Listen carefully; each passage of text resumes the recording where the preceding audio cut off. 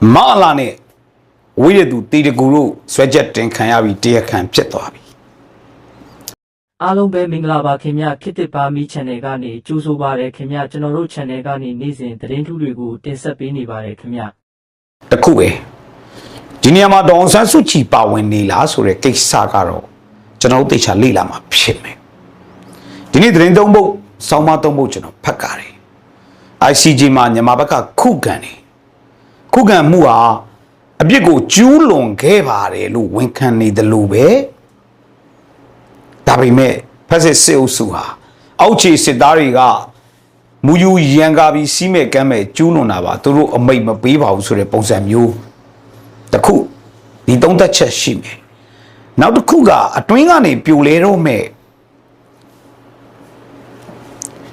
NUG ဆိုတဲ့စောင်းမလေးတစ်ပုဒ်ရှိတယ်နောက်သတင်းကတော့စကိုင်းတိုင်းကံပလူတိုးဂိတ်ကိုဝင်တိုက်ပါတယ်ဒါတွေသုံးသပ်မှာဖြစ်ပါတယ်ဒီနေ့ဇန်နဝါရီလ16ရက်နေ့2026ခုနှစ်လူမြင့်ကျော်ရဲ့ညာခင်းပိုင်းတင်ဆက်မှုတွေမှာကနဦးပြောချင်တာကတော့သခိုင်းကံပလူကစကြမယ်ဗျဒီသခိုင်းကံပလူတိုးဂိတ်ကိစ္စမစခင်မှာမနေ့ကတီရာယူမွန်ရဲ့ယောက်ျားစိုးလွင်နဲ့စိန်လွင်မှားပြောမိတာကိုနားလည်ဖေးပါကျွန်တော်စိုးလွင်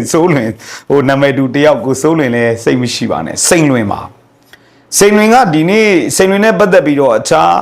ဒီတီးသက် social စာမျက်နှာတွေမှာတော့ interview နေကြတာတွေကျွန်တော်တွေ့ပါတယ်အဲ့ဒါနဲ့ပတ်သက်ပြီးတော့လဲတချို့ဝေဖန်မှုတွေရှိနေတာလဲကျွန်တော်တွေ့ပါတယ်စိန်လွင်လိုလူမျိုးဟာပြည်သူလူထုကိုနှိပ်စက်တဲ့လူဖြစ်တဲ့အတွက်ဘယ်လိုပြစ်ဒဏ်ခတ်ရမယ်ဘာညာပေါ့နောက်တစ်ခုကဒီစိန်လွင်ရဲ့ဖော်ထုတ်ချက်အရာထိုင်းနိုင်ငံဘန်ကောက်မြို့မှာတီရာယူမွန်ရဲ့သမီးတယောက်ရှိတယ်လို့ကျွန်တော်တို့သိရပါတယ်ကိုရီးယားနိုင်ငံမှာသားတယောက်ရှိတယ်လို့လည်းကျွန်တော်တို့သိရပါတယ်ကဲထိုင်းနဲ့ကိုရီးယားကညီကိုမောင်နှမတို့ကြီးဒီလိုပြောလို့မဆုံးခင်မှာပဲထိုင်းနိုင်ငံမှာလည်းမကြခင်ရပိုင်းကဖြစ်ပွားတဲ့ပြဿနာပေါ်အခြေခံပြီးထိုင်းနိုင်ငံတော်ဝန်ဥပဒေအရတင်းတင်းကြပ်ကြပ်စစ်ဆေးမှုတွေလုပ်နေတာကိုလည်းကျွန်တော်တို့တွေ့ရပါတယ်အထောက်ထားတရားဝင်နေထိုင်ခွင့်ဒါတွေနဲ့ပတ်သက်ပြီးမြန်မာလူမျိုးအလုံသမားတွေရှိရာကိုဝင်ရောက်စစ်ဆေးမှုတွေဒလမန်ချန်လုပ်နေတဲ့အခြေအနေဖြစ်တဲ့အတွက်အားလုံးယူဆိုင်ကြဖို့ပြောချင်ပါတယ်တစ်ဖက်မှာလည်းကျွန်တော်နိုင်ငံဟာဂုံငယ်နေရတာပေါ့ဗျာတိုင်းပြည်ကဆင်းရဲတယ်ပြည်တွင်းစစ်ကဖြစ်နေတယ်အိမ်ကိုပြန်လို့မရတဲ့အခြေအနေမှာခဏတော့တီးခန့်နေထိုင်ကြပါဒီဘာနိုင်ငံရဲ့ဥပဒေကိုလေးစားလိုက်နာပေးပါခဏတော့တီးခန့်နေထိုင်ကြပါတစ်ချိန်ပေါ့ဗျာတန်တရားဆိုတော့လဲနေတာပါဗျာကျွန်တော်တို့နိုင်ငံပြန်လေဥမော့ပြီးပြန်လေစီဝါရီလူမျိုးချမ်းမာရေးတောင်တင်းလာတဲ့တစ်ချိန်မှာတော့ကျွန်တော်တို့နိုင်ငံသားတွေဂုဏ်သိက္ခာကိုရှင်ကော့ပြီးတစ်ချိန်မှာဖော်ပြနိုင်မှာပါကျွန်တော်နိုင်ငံဟာဒုက္ခမရောက်တင်ပဲရောက်နေတယ်မစင်းရဲတင်ပဲစင်းရဲနေတယ်ဂုဏ်သိက္ခာမမဲ့တင်ပဲမဲ့နေကြရတယ်သူတို့နိုင်ငံအသီးသီးမှာမကကိုယ်နိုင်ငံတွင်းမှာပါဒုက္ခပင်လေဝင်နေတာရဲ့အဓိကအချက်ကကျွန်တော်ပြောမနေတော့ခင်ဗျားတို့သာပြောခဲ့လိုက်တော့အဲ့တော့သတင်းသုံးသက်ချက်တွေမှာဒီကနေ့ဆိုရင်ICJ တရားရုံးကမ္ဘာပြည်ပြည်ဆိုင်ရာတရားရုံးပေါ့ဗျာနော်ဒီတရားရုံးမှာလူမျိုးတုံးတပ်ဖြတ်မှုနဲ့လူသားမျိုးနွယ်အပေါ်မှာကျူးလွန်တဲ့ရာဇဝတ်မှုတွေကိုဂမ်ဘီယာနိုင်ငံကတရားစွဲဆိုပြီးတော့တင်သွင်းတဲ့အမှုမှာဒီနေ့ဆိုရင်အပြန်အလှန်ကြားနာတာမြန်မာဘက်ကပြန်လေခုခံခြေပါတယ်ဆိုတဲ့အခြေအနေရှိပါတယ်ခုခံခြေပမှုအကုန်လုံးကိုလေ့လာကြည့်လိုက်တဲ့အခါမှာဂမ်ဘီယာနဲ့ ICJ တရားရုံးဘက်ကပြောတဲ့အချက်တွေထဲမှာဝိရတုတီရဂူတို့ပါဝင်တဲ့သတင်းတွေကိုတော့ကျွန်တော်တို့လိုင်းထောက်တွေ့ရတယ်အမျိုးသမီးဥပဒေပညာရှင်တယောက်ရဲ့ပြောစကားတွေမှာမြန်မာစစ်တပ်ဟာမရင်းရှင်းတာကျူးလွန်ခဲ့ရင်လေအကြမ်းဖက်မှုတိုက်ဖြတ်ရေး ကျွာလုံးကျုပ်မီးရှို့ရင်လည်းအကြမ်းဖက်မှုတိုက်ဖြတ်ရေးဘာပဲလုပ်လို့အကြမ်းဖက်မှုတိုက်ဖြတ်ရေးနဲ့နေမြေရှင်းလင်းရေးဆိုတဲ့စင်ကြီးကလွှဲရင်ကျန်တာပေးစရာမရှိပါဘူးတဲ့ဟုတ်ပါတယ်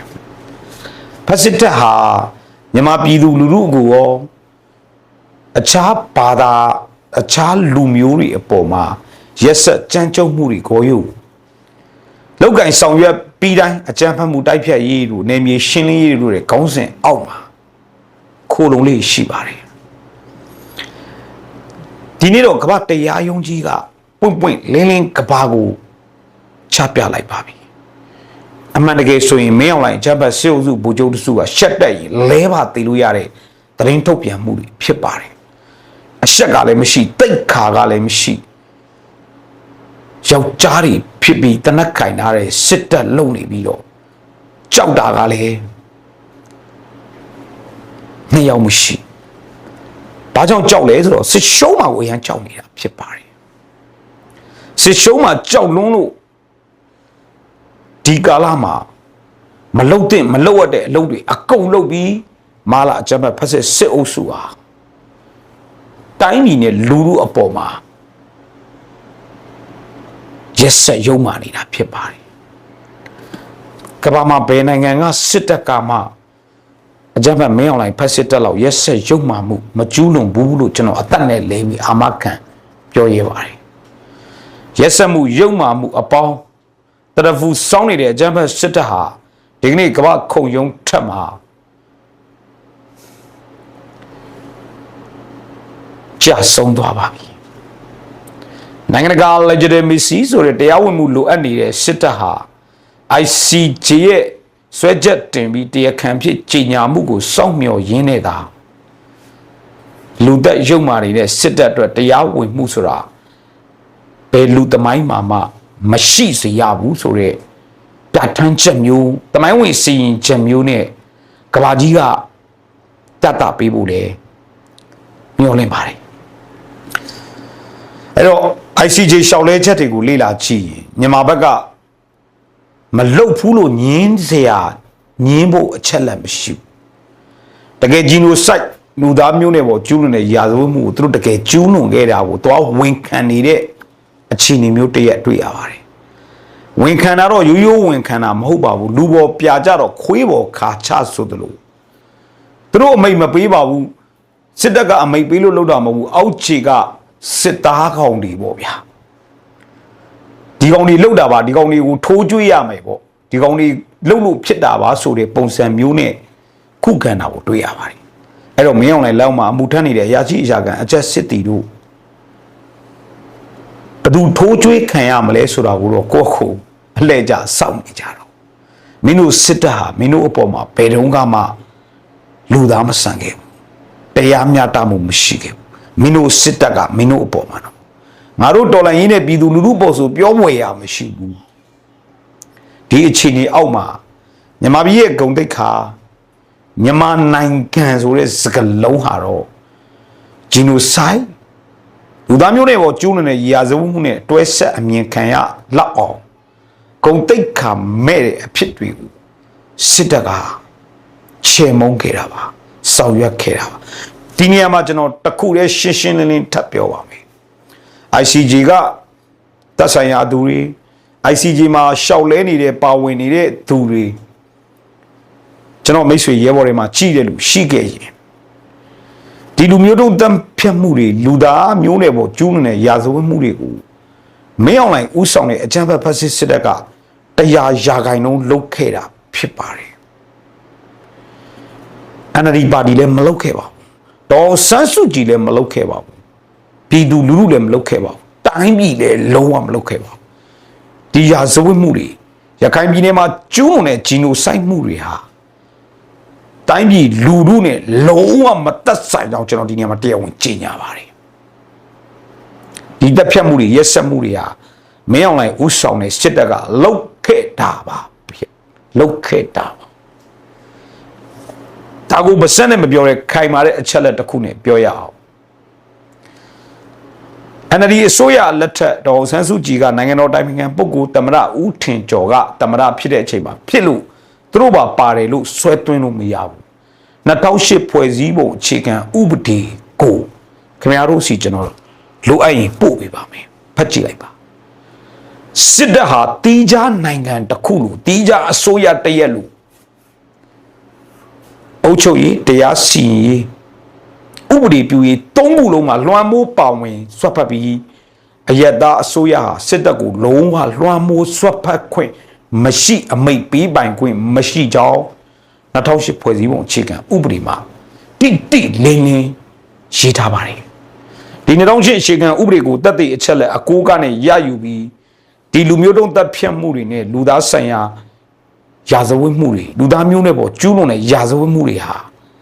မင်းအောင်လှိုင်ဂျပန်ဖက်စစ်တပ်ဥဆောင်တဲ့စစ်တပ် institution ကျူးလွန်ခဲ့တဲ့အမှုတွေဖြစ်ကြောင်း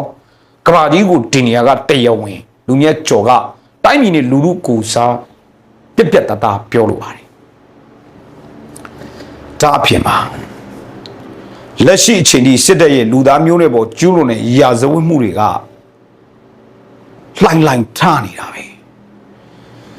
အဲ့ဒီရိုဟင်ဂျာအမှုလွန်ခဲ့သော6နှစ်ကအမှုဒီနေ့စစ်တဲ့အမှုနဲ့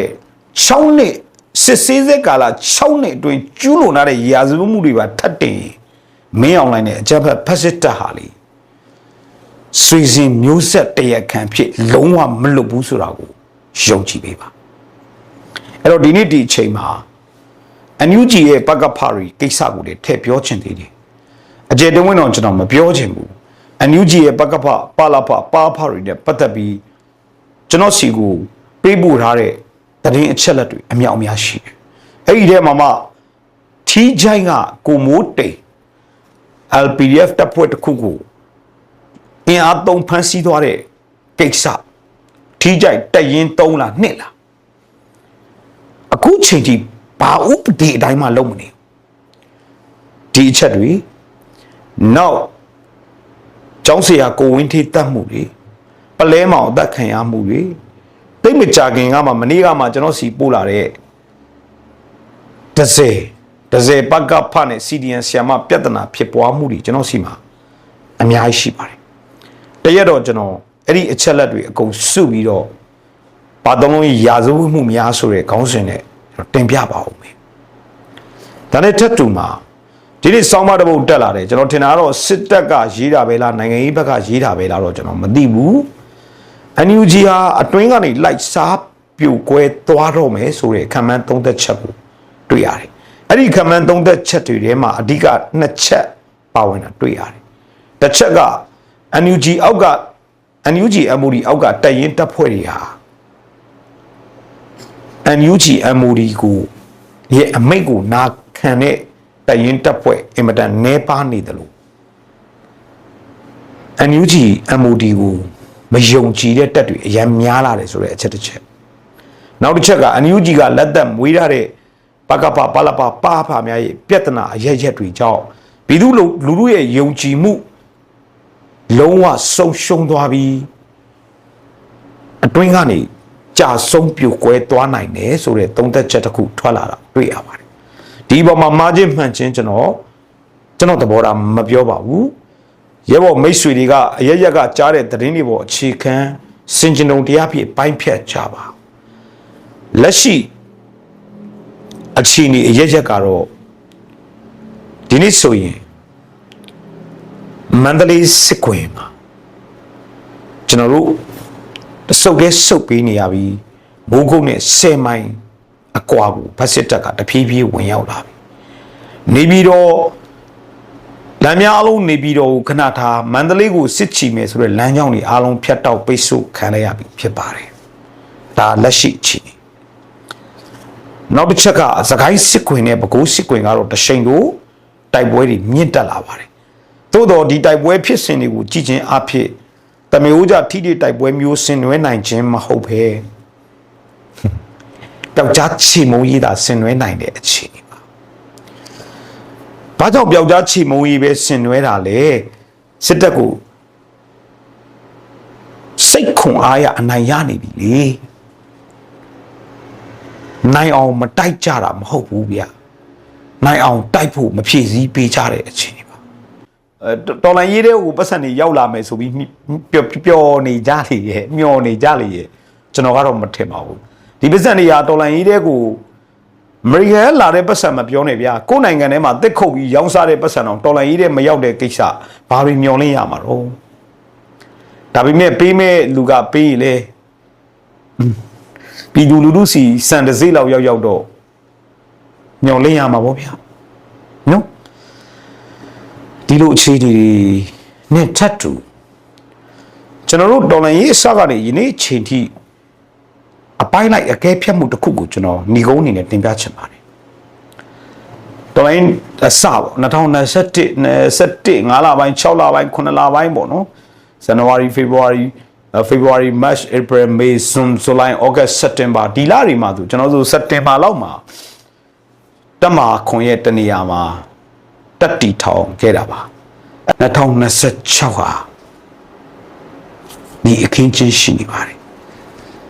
ကျွန်တော်တို့တော်လိုင်းရဲဘော်တွေ PDF တွေအစားရှိတဲ့တော်လိုင်းအင်အားစုအားလုံးဟာဂျမ်ဘတ်စစ်တပ်ကိုစစ်ကိုလည်းအနိုင်တိုက်စိတ်ဓာတ်ကိုလည်းရိုက်ချိုးဉာဏ်ပညာနဲ့ရှင်တဲ့ညီညွတ်မှုကိုတိဆောက်မေတ္တာတရားဖြစ်အောင်ဝဲကိုရယူဖို့လိုတယ်မေတ္တာဆိုတာကနေရာတကာမှာတော့သုံးလို့မရဘူးဗျာဗုဒ္ဓမြတ်စွာကနန္ဒောပရဏနဂါမင်းကိုမေတ္တာအခြေခံပြီးခြေချုပ်ဖို့ကြိုးစားတာမရလို့ရှင်မာမောက်ကလန်ကိုလှုပ်ပြီးသူ့တဲ့အင်အားကြီးတဲ့နဂါရကောင်ဖန်ဆင်းပြီးအထက်ထက်ရစ်ပတ်ပြီးတော့မှမင်းကိုငါပြောတာနားထောင်လို့ပြောမှငြိမ်ကြသွားတာမျိုးဉာဏ်ပါတဲ့မေတ္တာဉာဏ်ပညာပါတဲ့မေတ္တာတရားတစ်ဖက်မှာအတိတရားနဲ့ဆင်ခြင်